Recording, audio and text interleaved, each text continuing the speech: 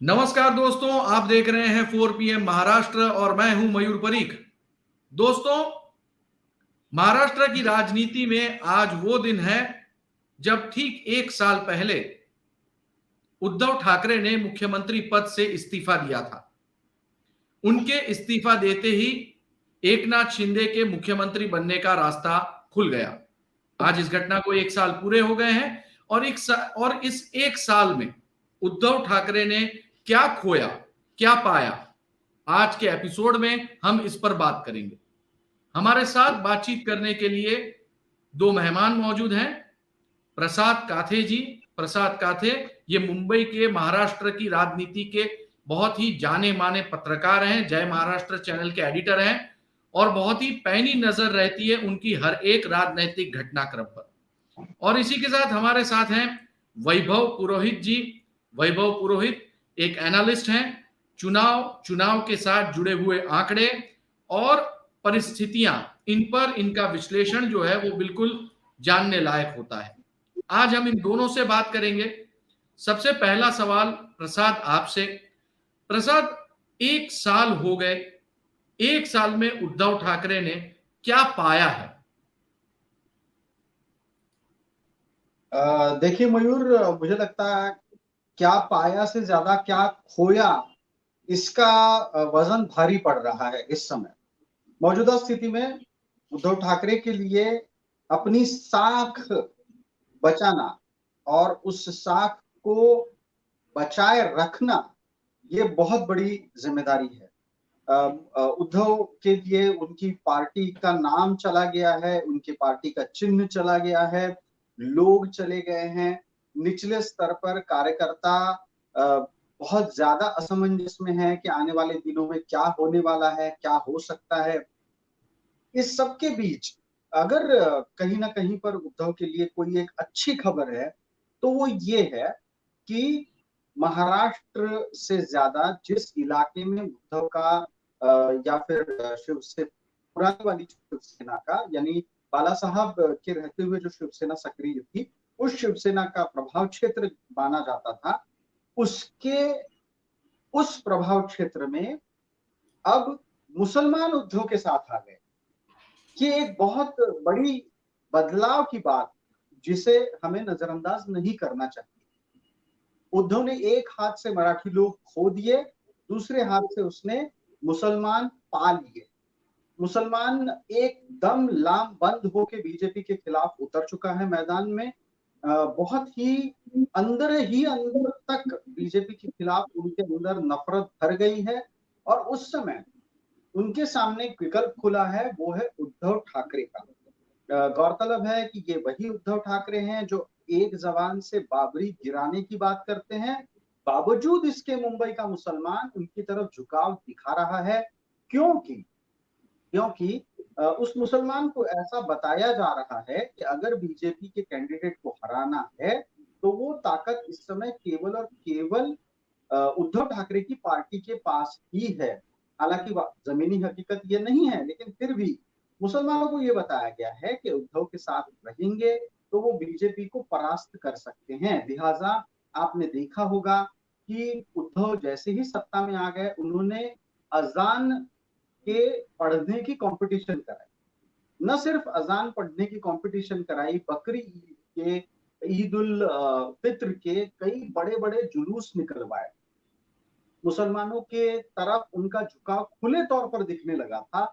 इस सब का परिचय ये है कि सत्ता से बेदखल होने के बाद इस समय जो माइट होता है, माइट यानी बल की ताकत, जो बल की ताकत इससे पहले उनके पास मराठी लोगों की थी, अब वो मुसलमानों की आ गई है और मुसलमान इस समय उद्धव को एक विकल्प के रूप में देख रहे हैं। तो ये क्या पाया, इसके जवाब में, इस सवाल के जवाब में ये बातें जरूर मैं आपके सामने रखना चाहूंगा। वैभव, हम ये जानना चाहेंगे आपसे, आप आंकड़ों की बात करते हैं, विश्लेषण करते हैं, बहुत सारे हाल फिलहाल में सर्वेज आए हैं और हर एक सर्वे में महाविकास आघाड़ी को आगे बताया जा रहा है। आज जब 1 साल पूरा हुआ तो वोटरों के परसेप्शन से क्या उद्धव ठाकरे ने पाया है या खोया है? देखिए, उद्धव ठाकरे ने तो पूरे पिछले 1 साल में अगर हम देखा जाए तो खोया ही है। पार्टी खोई, सिंबल खोया, एमएलएज़ खोए, जिन जो जो उनके थे, और कई कार्यकर्ता उन्हें छोड़ के गए। लेकिन एक चीज़, इनफैक्ट अगर हम आंकड़ों में भी बात करें, तो अगर 2019 के लोकसभा चुनावों की बात करें तो उनका जो वोट शेयर था वो 22-23% था। वो घट के आज की तारीख में अगर मौजूदा सर्वे की बात करें तो वो 12% शिवसेना उद्धव ठाकरे के पास है, और 5% शिवसेना शिंदे के पास है। तो ये 5% तो ऐसे ही इनका टूट गया, और प्लस ये शिंदे फैक्शन का जो इन्हें नुकसान हुआ, ये तो बहुत बड़ा नुकसान इन्हें उठाना पड़ा है। प्लस शिवसेना शिवसेना ने एक चीज वो खोई है कि इन्होंने लोगों के बीच में विश्वसनीयता खोई है ग्रामीण क्षेत्रों में, कि ये महाविकास आघाड़ी के साथ गए। ये एक परसेप्शन है लोगों के बीच में कि ये महाविकास आघाड़ी के साथ गई शिवसेना अपने हिंदुत्व मुद्दे के साथ, जो थी वो उससे अलग हुई, लेकिन उसका कोई ज्यादा फायदा कोई शिंदे सरकार भी नहीं उठा पा शिंदे की टीम भी नहीं उठा पा रही है। तो overall Shiv Sena as a Shiv Sena Uddhav Thackeray की ने अपनी क्रेडिबिलिटी खोई है, पार्टी खोई है, वोट बैंक खोया है। तो उन्होंने पाया तो कुछ नहीं, हाँ, मुस्लिम मतदाता जरूर उनके साथ जुड़े। प्रसाद काते जी ने जो कहा ये साफ नजर आया हमें, अंधेरी पूर्व के चुनाव में भी नजर आया, प्लस पुणे में भी जो चुनाव है उसमें भी नजर आया। एक और सबसे बड़ा इन्हें बेनिफिट ये हुआ है, इनको महाविकास आघाड़ी, एक एनसीपी और कांग्रेस का साथ मिला है, जो इन्हें कम से कम एक स्टैंडिंग पोजीशन में खड़ा रखने में कामयाब है, कि हाँ, शिवसेना को अभी भी एक सपोर्ट है। वरना तो अगर शिवसेना एनसीपी अगर अलग होती तो इनका बहुत बड़ा सपोर्ट बैंक के साथ नहीं होती, तो ये आज जो पोजीशन में नजर आ रहे उस पोजीशन में भी नजर नहीं आती। प्रसाद जी, हम आपसे ये जानना चाहते हैं कि चौंकी सिंबल गया, आप दोनों ने ही उस बात से कहा कि एक एक चुने हुए जनप्रतिनिधि गवाए और एक इलेक्शन लड़ने का जो पूरा का पूरा सिस्टम होता है वो सिस्टम गवाया। लेकिन हमने ये देखा है, शरद पवार ने भी यही बात कही कि अगर सिंबल चला जाता है तो बड़ी बात नहीं है, नया सिंबल ले लीजिए, उसे स्वीकार कीजिए, जनता के बीच जाइए, जनता आपकी बात जरूर मानेगी। प्रसाद जी, हम आपसे यह जानना चाहते हैं कि नए सिंबल पुराने सिंबल 1 साल के अंदर क्या लोग इसे डिस्टिंग्विश यानी अलग अलग नजरों से देख पाए हैं, वो लेवल तक बात पहुंच पाई है अब तक? जी, जहां तक बात सिंबल की है तो हाँ, बिल्कुल सिंबल लोगों तक गया है, लेकिन लेकिन बहुत ही गौरतलब बात मैं आपसे चाहूंगा, और वो ये है कि कार्यकर्ता अभी तक उद्धव के जो साथ हैं वो ये पचा नहीं पा रहे हैं कि अब धनुष्यबाण उनका सिंबल नहीं है। मैं जब भी लोगों के बीच में जाता हूँ तो ये देखता हूँ कि आज भी वो पुराने धनुष्यबाण के ही साफे पहने हुए हैं, आज भी वो पुराने समय के धनुष्यबाण को कहीं ना कहीं लगाए हुए हैं। पूरे तरीके से धनुष्यबाण को उतार फेंकना उद्धव के कार्यकर्ताओं के लिए वो मुमकिन नहीं हो पाया, उनके दिल से वो जा नहीं पाया है। जब कार्यकर्ता के दिल से अगर धनुष्यबाण नहीं गया तो आप ये बताइए कि वो सारी चीजें वोटर तक कैसे पहुंचा पाएंगे। वोटर के लिए आज भी ठाकरे मतलब धनुष्यबाण, धनुष्यबाण का मतलब शिवसेना। अब अगर कल ईवीएम पर धनुष्यबाण होगा और एक मशाल का चिन्ह होगा तो लोग कंफ्यूज हो जाने वाले हैं। रही बात इस सब के चक्कर में, आपको पता है जैसे अभी थोड़ी देर पहले वैभव जी ने एक बहुत ही इंटरेस्टिंग बात कही जिसको लेकर मैं आपके सवाल के जवाब के साथ आगे बढ़ना चाहूंगा। वो ये है कि उद्धव इस समय महाविकास आघाड़ी के चेहरा बने हुए। वो चेहरा इसलिए है क्योंकि पवार जानते हैं कि उनका कोई चेहरा महाराष्ट्र में प्रभाव नहीं डालने वाला, कांग्रेस के पास तो कोई चेहरा ही नहीं है। ऐसे में उन्हें केवल और केवल मुखौटा चाहिए। उस मुखौटे की बदौलत उन्हें उद्धव ठाकरे मिल गए। कैसे मिल गए? तो एक ऐसा गलीबल आदमी जो अपने आप को पीड़ित बताता है, एक ऐसा गलीबल आदमी मिल गया जो अपने ऊपर अन्याय हुआ है ये बातें बार बार कहता है, और वो खुद को विक्टिम कार्ड हमेशा से प्ले करते हुए दिखाई देता है। यही लेकिन लोग न दिल में इस बात को उतार पा रहे हैं, धनुष्यबाण उतार रहा नहीं, और ना ही कार्यशैली में इस बात को अपना पा रहे हैं। मशाल उनका चिन्ह है। इस बात को एक लीगल टर्मिनोलॉजी में भी आपको समझाना चाहूंगा। जब चुनाव आयोग ने ये फैसला दिया कि धनुष्यबाण अब शिंदे के पास जाएगा, धनुष्यबाण अब ठाकरे के पास नहीं रहेगा, उस पूरे के पूरे डिक्लेरेशन में यानी निकाल पत्र में, आदेश में कोर्ट ने उस समय के कहा है, यानी जिसे हम क्वासी जुडिशियल कोर्ट कहते हैं, चुनाव आयोग, उसने ये कहा है कि केवल और केवल पुणे के उपचुनाव तक, कस्बा विधानसभा के उपचुनाव तक उद्धव ठाकरे के पास मशाल चिन्ह होगा, उसके बाद नहीं होगा। भागते दौड़ते उद्धव ने इस फैसले को चुनौती दी, लिहाजा आने वाली सुनवाई तक चुनाव चिन्ह मशाल उनके पास रहने देना चाहिए, ऐसा बदलाव उसमें आ गया। तो मयूर जी, एक बड़ी गौरतलब इसमें आप देख लीजिए, कब तक जिनके पास धनुष्यबाण था, आज उनके पास धनुष्यबाण नहीं है, आज उनके पास मशाल है, लेकिन मशाल कल तक रहेगी इसका कोई ठिकाना या कोई भरोसा नहीं देता। वैभव जी, हम आपसे पूछना चाहते हैं कि विक्टिम कार्ड उन्होंने अपना खेला है, हर जगह पर खेलते आए हैं, क्या लोगों की सहानुभूति, चलिए नेता आखिर नेता कब बनता है? पब्लिक के सपोर्ट से। एमपी, एमएलए, कॉर्पोरेटर, ये सभी कोई पब्लिक के सपोर्ट से बनते हैं। अगर किसी पॉलिटिकल पार्टी के पास से जब पब्लिक चली जाती है, तब जाके वो आदमी नेता नहीं होता है, ना ही पॉलिटिकल पार्टी होती है। क्या शिवसैनिक आज भी अपनी पोजीशन चेंज की है, या 1 साल के बाद भी शिवसैनिक उद्धव ठाकरे के साथ खड़ा? देखिए, क्योंकि हम तीनों मुंबई से जुड़े हुए हैं, तो मैं बता दूं, मुंबई की जो स्थिति है, मुंबई में शिवसेना मतलब उद्धव ठाकरे ही माना जाता है, की पार्टी ही मानी जाती है। अगर आपका जो इनकी ताकत कही जाती है शाखाओं में अगर आप जाओ तो दोनों ने शाखा खोलने की कोशिश की है, लेकिन अभी भी लोगों की जो कनेक्टिविटी, लोगों की जो सिंपैथी, जो लोगों के साथ जो कनेक्शन है, वो उद्धव ठाकरे की शिवसेना का अभी भी ज्यादा है। तो नेता वही होता है, नेता नेता तभी बनता है जब उसके साथ जनता होती है। तो मुंबई की अगर हम बात करें और आने वाले महानगर पालिका के चुनाव की बात करें, तो शिवसेना का जो कैडर है, शिवसेना के जो कार्यकर्ता है, वे लोगों के इस सिंपैथी का भी फायदा उठा पा रहे हैं और वो लोगों को अपने साथ जोड़ पा रहे हैं। लेकिन ये चुनावों में अभी तक क्या होगा, ये अभी तक हमें पता नहीं है। वोट किस प्रकार से पड़ेगा, ये हमें अभी तक पता नहीं है।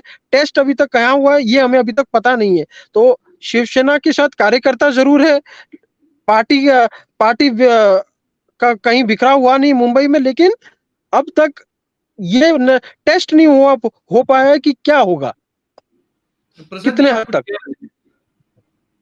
आप कुछ कह रहे थे? मयूर, जो वैभव जी बात कर रहे थे उससे जोड़कर ही बताना चाहूंगा, बड़ा इंटरेस्टिंग मुद्दा ये है, बहुत ही हाल फिलहाल में उद्धव ठाकरे 1 महीने की छुट्टी के लिए यूरोप चले गए, पूरे परिवार के साथ यूरोप चले।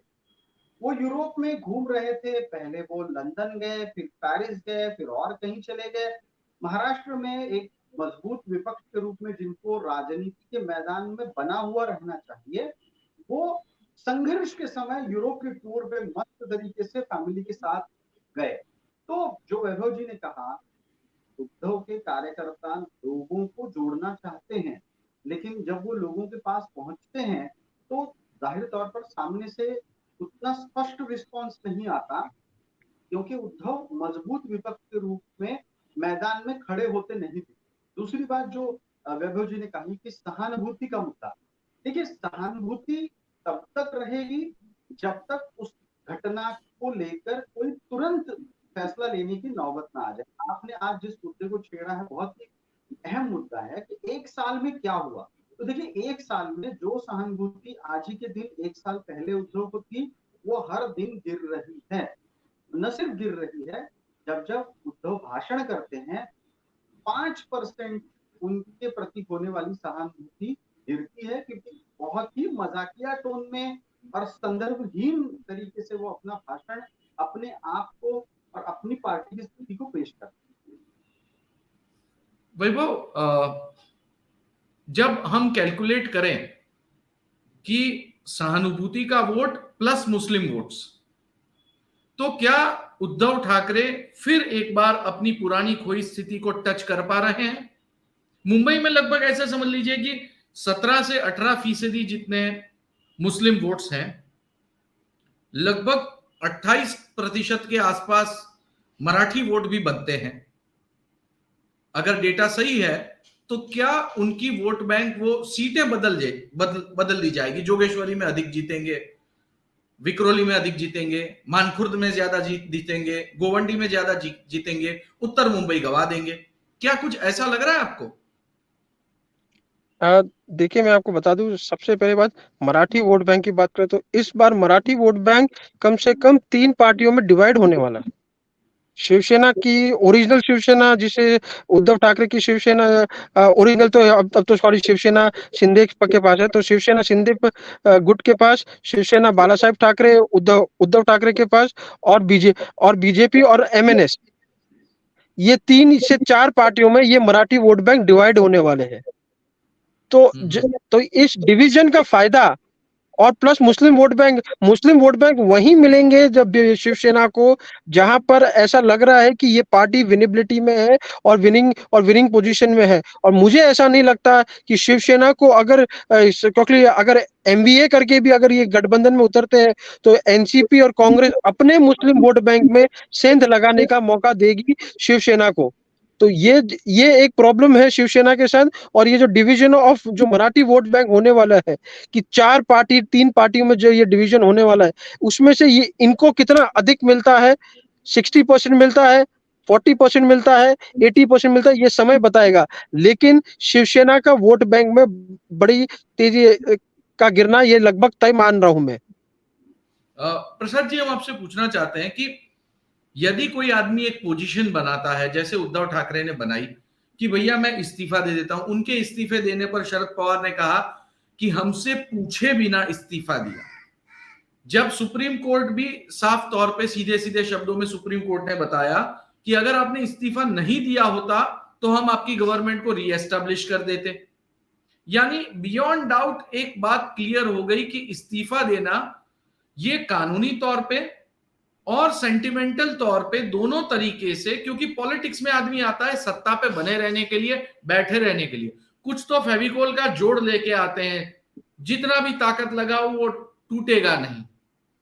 इन्होंने खुद इस्तीफा दे दिया और एक ऐसी पोजीशन बना ली कि मैं प्रताड़ित और प्रभावित व्यक्ति हूं। जब वो कांग्रेस और एनसीपी के पास जाते हैं तो बीजेपी से दूर जाने के बाद जो बेस वोट की कमी पड़ी, जो वैभव जिसके बारे में थोड़ी देर पहले बता रहे थे, क्या वो ट्रांसफर होता हुआ आपको दिख रहा है प्रसाद? देखिए, इससे पहले जब शिवसेना और बीजेपी का गठबंधन होता था तो दोनों का अपना अपना केडर हमेशा से एक दूसरे के साथ रहा है। जहां वोट ट्रांसफर की बात थी, वो वोट ट्रांसफर किसका होता था? तो वो उस साधारण वोटर का होता था जो हमेशा से आप कहते हैं जिसे यहाँ जाए या वहां जाए वाली पसोपेश में होता है, उसका वोट ट्रांसफर होता था। केडर का वोट कभी भी ट्रांसफर नहीं हुआ है। न शिवसेना के केडर का वोट कभी कमल पे चला गया है, न कमल वालों ने कभी धनुष्य बाण दबाया। हाँ, आदेशानुसार अगर कहीं ऑप्शन ही नहीं है तो थोड़ा यहाँ वहां हो जाता था। जैसे उदाहरण के रूप में दक्षिण मुंबई में लंबे समय तक कई सारे चुनाव क्षेत्रों में कमल का चिन्ह ही नहीं, तो ऑब्वियसली वहां के लोगों को, जैसे दक्षिण मुंबई में मौजूदा पिछले 2 लोकसभा चुनाव में लोग ईवीएम में जाके कमल ढूंढ रहे थे, उनको मिला नहीं तो वो धनुष्य बाण दबा के आ, और इससे वहां पर 2 बार शिवसेना का कैंडिडेट जीता था। लेकिन ये जो बेस वोट ट्रांसफर है वो नहीं अभी तक तो कहीं दिख रहा है। जैसे वैभव जी ने कहा, उस बात को थोड़ा सा आगे ले जाना चाहूंगा। वैभव जी ने कहा कि जो कुल मिलाकर एमबीए का वोट शेयर है उसमें मुसलमानों का वोट शेयर संपूर्ण रूप से कांग्रेस कभी भी उद्धव को मिलने देना नहीं चाहेगी। आपको पता है, आपने कर्नाटक के हालिया चुनाव देखे हैं, दलित और मुसलमान कांग्रेस के साथ रहा, तो कांग्रेस अपना कोर वोट बैंक क्यों उद्धव को उठा के दे देती? कांग्रेस मुंबई में उद्धव के खिलाफ लड़ रही है, मुंबई महानगर पालिका में वो उद्धव के साथ जाना नहीं चाहती। एनसीपी जाना चाहती है क्योंकि एनसीपी उद्धव के कंधे पे बैठ के दूर की देखना चाहती है। तो कुल मिलाकर मौजूदा स्थिति में एमवीए के रूप में सबसे बड़ी चुनौती लोकसभा की है। वो लोकसभा में साथ में रहे तब भी कांग्रेस अपना कोर नहीं जाने देगी। एनसीपी का मुंबई में कोई वजूद नहीं है लोकसभा के लिए। उद्धव का जितना बचा कुचा वजूद है उसके सामने बहुत बड़ी चुनौती बीजेपी और शिंदे कैंप की ऑलरेडी आती है। जी बहुत बहुत शुक्रिया वैभव जी और प्रसाद काथे जी, आप इस शो में आए। कुल मिला के उद्धव ठाकरे ने 1 साल अपनी गद्दी छोड़े बिता दिए हैं। इन 1 साल में उन्होंने कई सारी रैलियां की, कई सारी प्रेस कॉन्फ्रेंस की। संजय राउत रोज सुबह 9 बजे प्रेस कॉन्फ्रेंस करते हैं, लेकिन इस 1 साल की मेहनत का नतीजा क्या हुआ है ये अब तक खुलकर सामने नहीं आया है, क्योंकि कोई चुनाव ही नहीं हुए हैं। अगर हम कागज की बात करें तो उद्धव ठाकरे ने अपने अधिकतम सांसद, अधिकतम विधायक और कई जगहों पे अपने कॉर्पोरेटर्स गवा दिए हैं, लेकिन क्या कोर वोटर, बेस वोटर और उनके साथ जुड़ा हुआ शिव सैनिक उन्हें छोड़कर गया है या नहीं, या फिर उद्धव ठाकरे के बाद में वो किसी और विकल्प की ओर आगे बढ़ रहा है या नहीं, इसकी लिटमस टेस्ट अब तक किसी भी चुनाव में नहीं हुई है। बहरहाल हम ये कहते हुए कंक्लूड कर सकते हैं कि उद्धव ने खोया बहुत कुछ है जो दिख चुका है, लेकिन क्या उन्होंने शिवसैनिक गवाए हैं, क्या उन्होंने अपनी वोट बैंक गवाई है या नहीं, इस बारे में आखिरी फैसला तो जनता की अदालत ही करेगी। ये शो दैनिक देखने के लिए आपका बहुत बहुत शुक्रिया।